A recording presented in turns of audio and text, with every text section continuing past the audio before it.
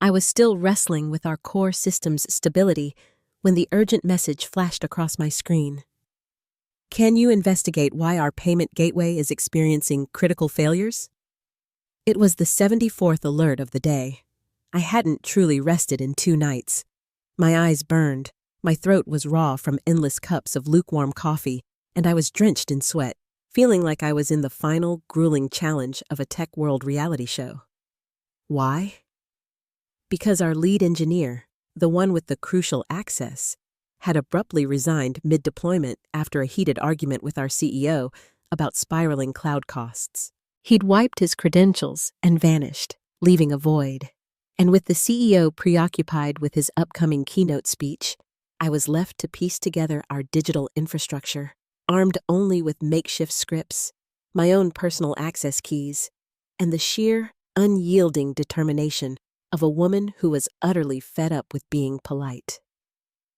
For 5 relentless days, I built our entire infrastructure from the ground up, juggling failing deployments like a series of flaming torches.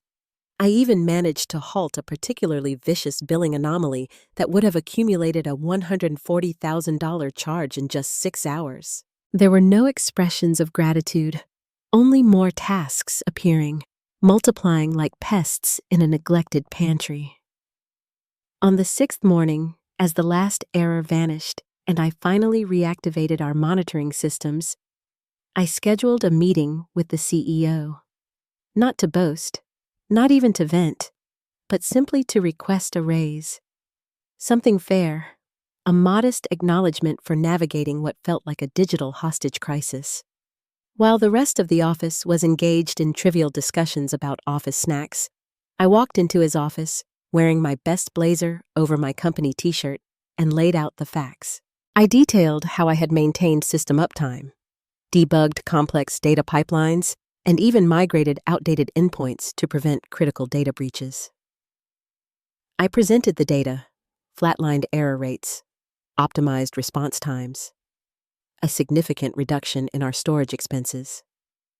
All achievements that would typically earn high praise from investors. He looked me directly in the eye, took a slow sip of his artisanal latte, and stated, "Your contribution was minimal, nothing more."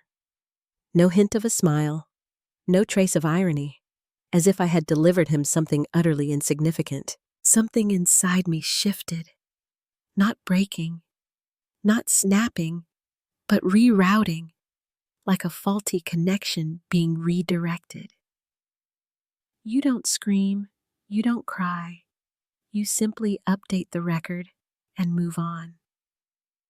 So, I nodded, said, "Thanks for your time," and quietly exited the meeting room, closing the door with the precision of someone finishing a critical task. That afternoon, I submitted my 2 weeks' notice. No dramatic announcements on internal channels, no public complaints on social media, just a calm, professional farewell message. I appreciate the learning experience. Documentation and handover materials are complete. Best of luck. Internally, however, a quiet fury simmered. I didn't desire vengeance. I sought rectification. The system had malfunctioned, and I intended to fix it. I'll get to the unfolding chaos soon. But if this kind of narrative ignites your passion and makes you champion the underdog, please consider hitting that subscribe button. I'm aiming for a personal milestone of 10,000 subscribers, and your click is the digital high five I desperately need. Because this story, it's just beginning. The official system for requesting access was broken. A cruel irony. The very mechanism we needed to onboard new roles during a crisis was trapped in a bureaucratic black hole, protected by an impenetrable error message and a backlog managed by unseen forces. Meanwhile, our development pipelines were bleeding errors like a severed artery. Half the engineering team was too intimidated to touch the production environment without the lead engineer's approval, an approval he had taken with him when he stormed out, clutching his monitors and a bottle of desk whiskey. I did what was necessary. I utilized my personal cloud account, The one I had established during my freelancing days. The one without spending limits, budget alerts, or organizational policies to restrict deployments. Just raw, unrestricted authority. I launched virtual servers across 3 regions, restored backups from cold storage, initiated auto-scaling groups, rebuilt our networks, and reconfigured half of our microservices architecture. All on my dime, all to save their operation. The alternative was watching our primary product collapse publicly, while our investors frantically refreshed their dashboards, their dread mounting. And guess what? No one even noticed. No one questioned. Why are these new instances tagged with your old consulting alias? Or, why do these roles trace back to an external email? They were too busy applauding my uptime, as if it were a flawless performance, not a frantic solo operation fueled by adrenaline and a touch of defiance. After the initial crisis subsided, I attempted to rectify the situation through proper channels. I submitted the paperwork, sent the emails. Just a heads up, our infrastructure is still temporarily running under a personal cloud account. Please assign new organizational credentials immediately so I can transfer ownership. No response. So I followed up. I included screenshots, tagged 2 senior engineers. I even involved legal. Silence. On day 4, post-crisis, I opened a high-priority security ticket with explicit language. Root key exposure, significant financial liability, recommending credential rotation within 72 hours.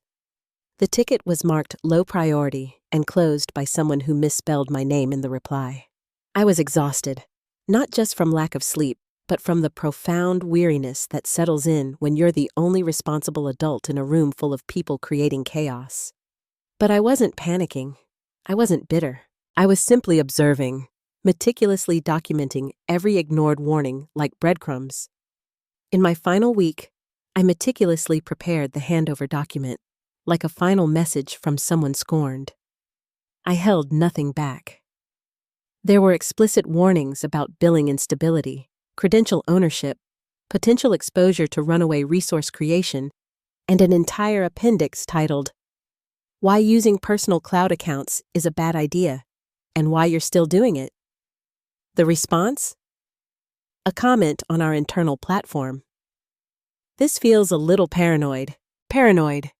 Not thank you, not duly noted, not even will review. Just a digital shrug from a CEO who believed cloud cost limits were optional and documentation was merely busy work for junior staff. By that point, I had abandoned hope for recognition. What I desired now, what I had meticulously engineered, was inevitability. Because if there's one thing I know about unmanaged root keys on personal billing accounts, they never remain silent forever. My last day felt like a poorly rehearsed scene in the break room. They presented me with a cake, a generic vanilla one with "Will Miss You" piped in blue icing, a lie whispered by a child.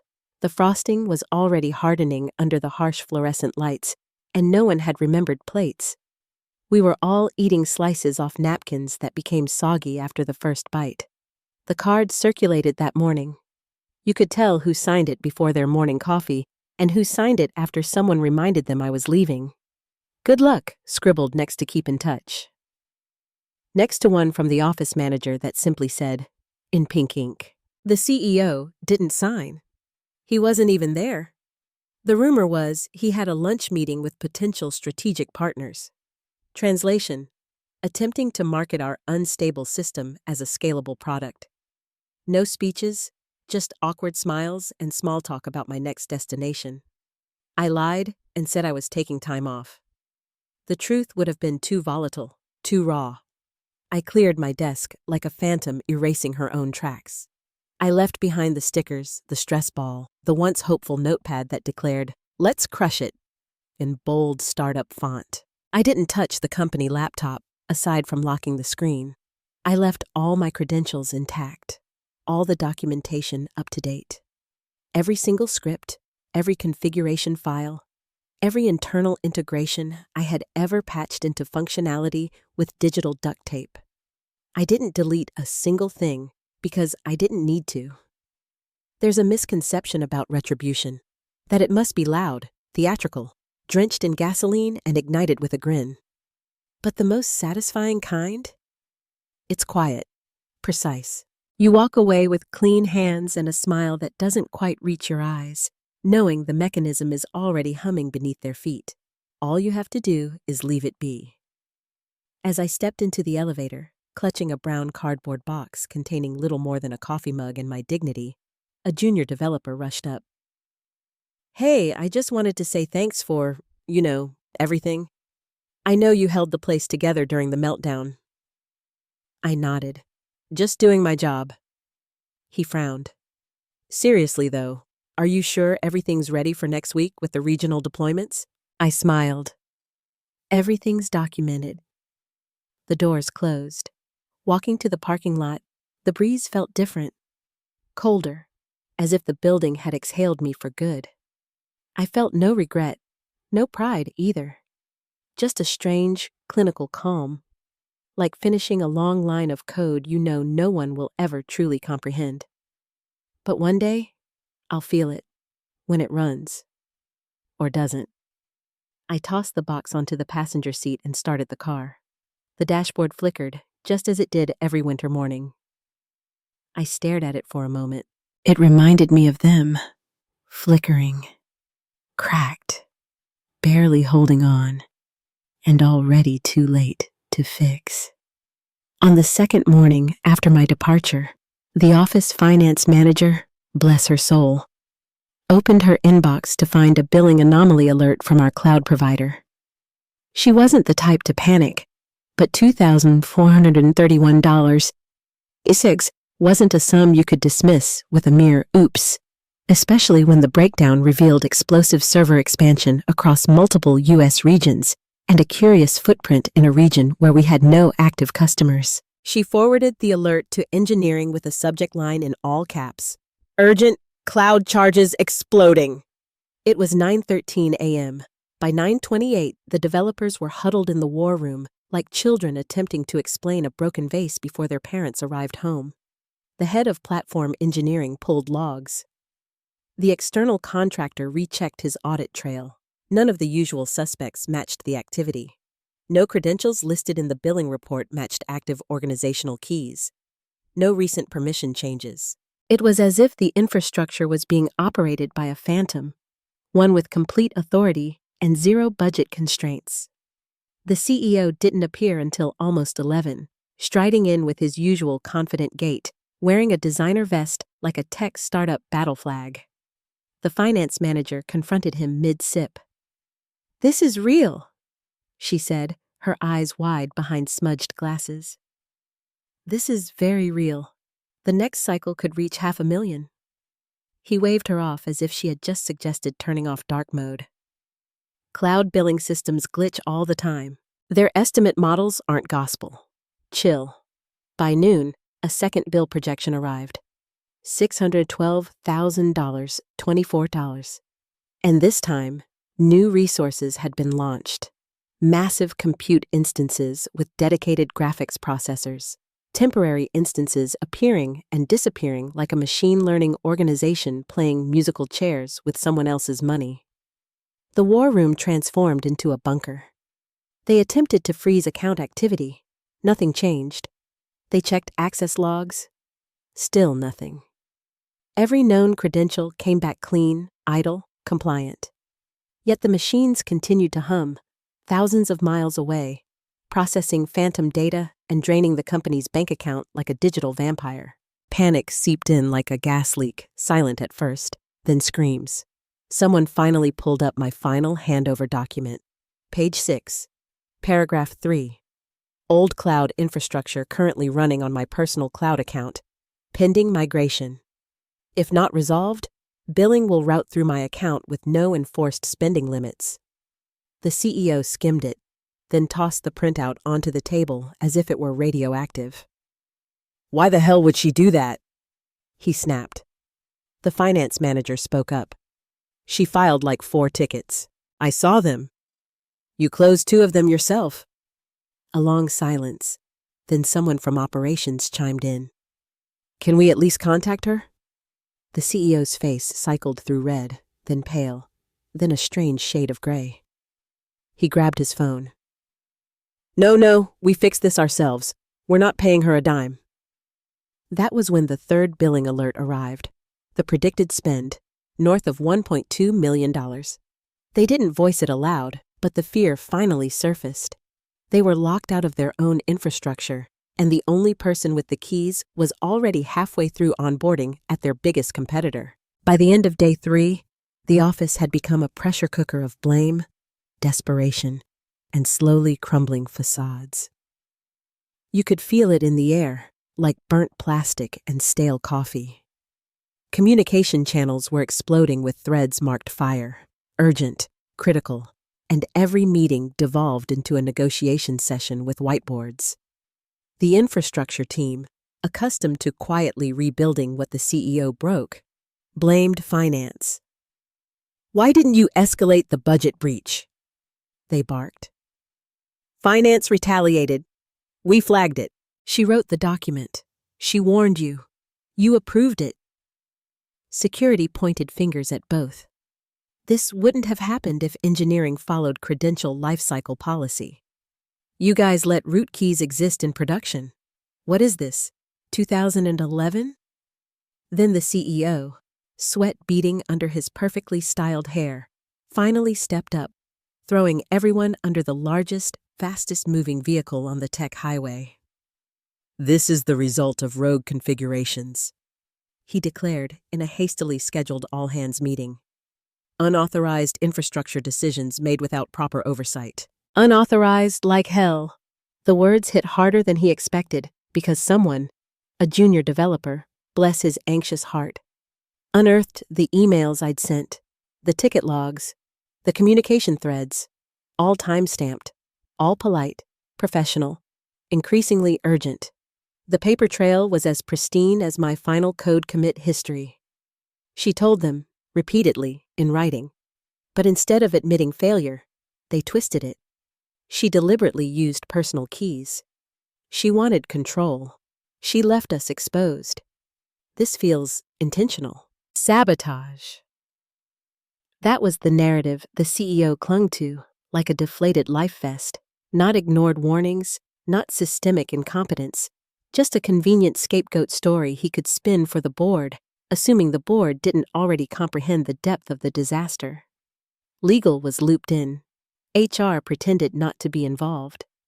Meanwhile, engineers tried every trick they knew, revoking access, cross-account role assumption, even spinning up temporary credentials to forcibly detach resources.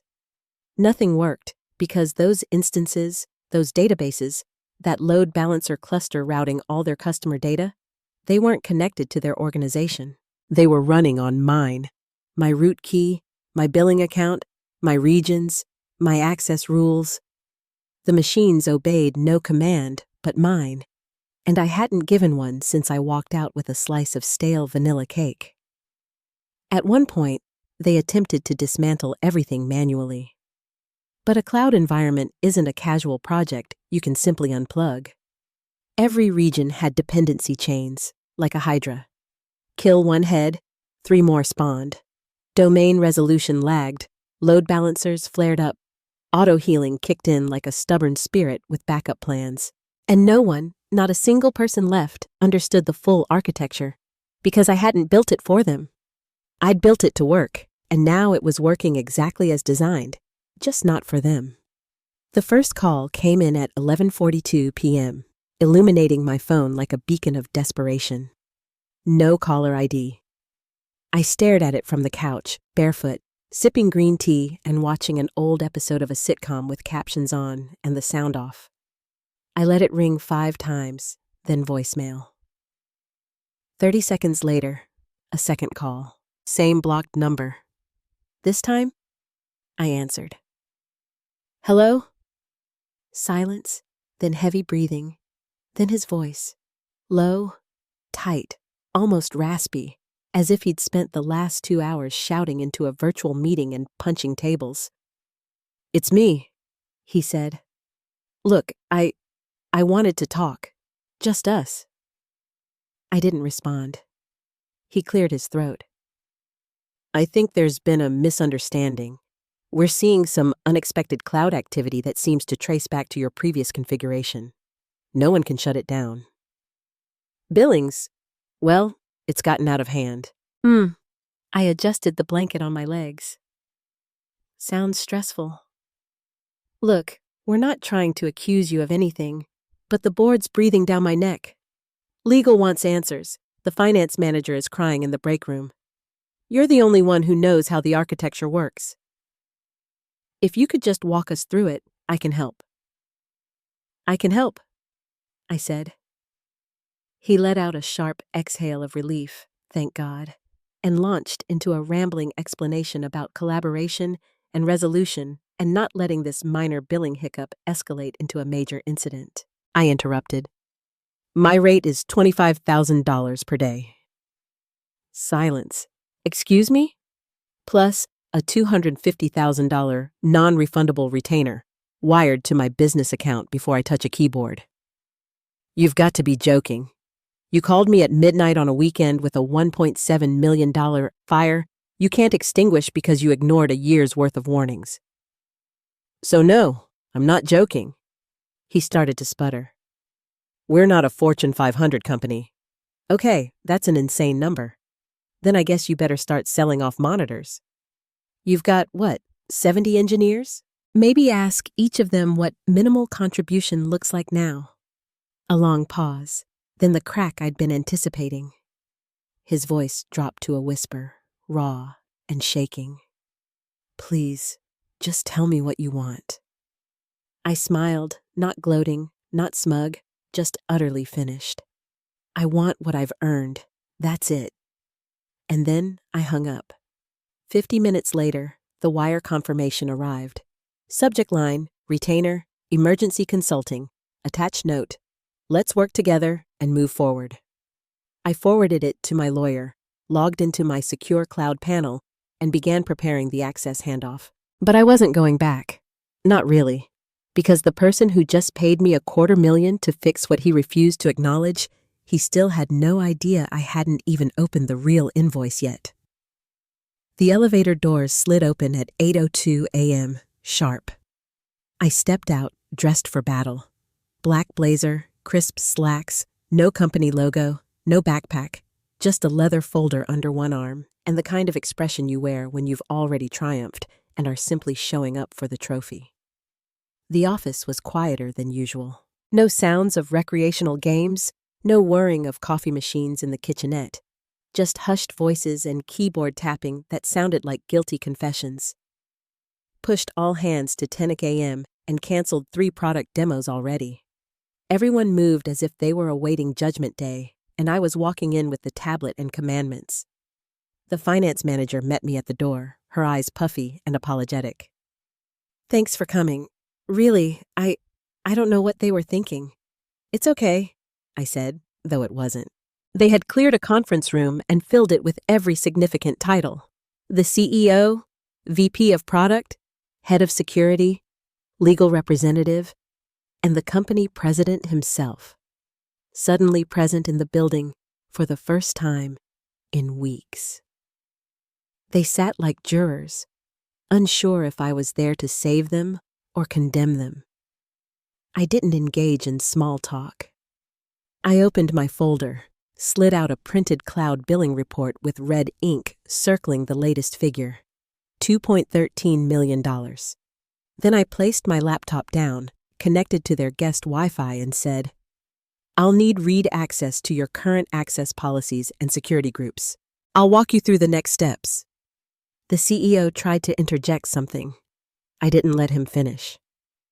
You paid for a solution. Let's not waste time. It took 4 hours. That's all. 4 hours to isolate the legacy stacks I'd launched, mirror them into a fresh environment under their billing account, export the configuration, kill the auto-scaling loops, migrate the domain names, and set up a freeze to prevent them from launching anything else without triple approval. No drama, no hacks, no theatrical keyboard displays, just clean, professional disentanglement, one thread at a time. They watched like captive animals seeing fire for the first time. quiet awe mixed with the knowing shame that it all could have been avoided with a single credential transfer. By noon, the fire was out. Final confirmation arrived from the cloud provider. All resources under personal account successfully terminated. I packed up my folder. "Thank you," the CEO said. "We'd like to discuss ongoing—" I raised a hand. "I'm not staying." He blinked. "But the environment is still fragile. We could use someone like you on a short—" I opened the door and gestured. A man in a tailored navy suit stepped in. Clean-shaven, confident smile. He placed a contract envelope on the table with the same casual grace someone might drop a chess piece before declaring checkmate. "This is the consulting transfer agreement," he said. "Going forward, she'll be working with us, but we're happy to offer cross-organizational guidance under NDA, of course." The CEO's face drained as if someone had pulled the plug on his last defense mechanism. He recognized the logo on the envelope. So did the company president. Our direct competitor, faster, better funded, ruthless in all the right ways. I turned to the CEO. Since my contribution was so minimal, I figured I'd find somewhere that values minor efforts. Then I walked out, my heels clicking across the cheap carpet tiles like a metronome of retribution. The door closed behind me with the soft hiss of poetic justice. And just like that, the woman they dismissed as a support role had just brokered their surrender. Not with sabotage, not with lawsuits, but with competence and the right offer from the wrong side. The fallout came swiftly and loudly. First was the cloud bill, finalized, irreversible, and brutal. The total, $2.94 million, just shy of what it would have cost to properly staff a senior operations team for 3 years.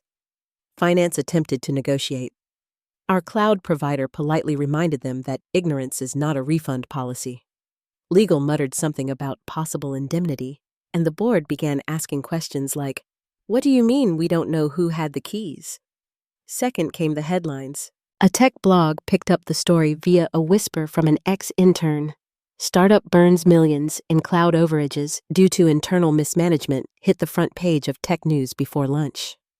By dinner, the larger outlets had latched on. The CEO issued a statement full of vague corporate deflection, but it didn't matter. The online communities were already turning him into a meme, pasting his head onto exploding data centers and tweeting it with the hashtag minimal contribution. But the third blow, that one hurt the most. It began with quiet departures. A back-end developer here, a quality assurance lead there. Then the head of platform engineering submitted his notice with a polite, one-line message. "Looking forward to my next chapter." No details, just clean departure energy. By the end of the quarter, nearly 40% of their senior technical team had walked, many of them directly into open roles at my new company. I didn't recruit. I didn't have to. Word travels fast when trust slowly dies. And then came the announcement. My new employer held a sleek, virtual launch. No flash, no bravado, just a quiet reveal of a next-generation scalable service engine that, to anyone watching closely, looked eerily familiar. Same service offerings, same endpoints, same feature set, except it worked faster, smarter, cheaper. Same bones, new soul. I wasn't on camera. I didn't need to be. Every line of that system hummed with my fingerprints. The architecture I'd birthed under pressure, refined in silence, and finally liberated from people who believed engineering was something you could simply demand into existence. A few days after the launch, a package arrived at my desk. A simple brown box. Inside, a massive fruit basket, artfully arranged with everything from blood oranges to imported chocolate-covered blueberries. Sitting atop it was a small white envelope. The card read, in black ink and perfect penmanship, "Minimal contribution? I disagree. M. No signature. Didn't need one." I placed the note next to my monitor and leaned back in my chair. Outside, the city moved on, indifferent and eternal. In the distance, someone else was probably booting up a new cloud stack, oblivious to the cost of arrogance.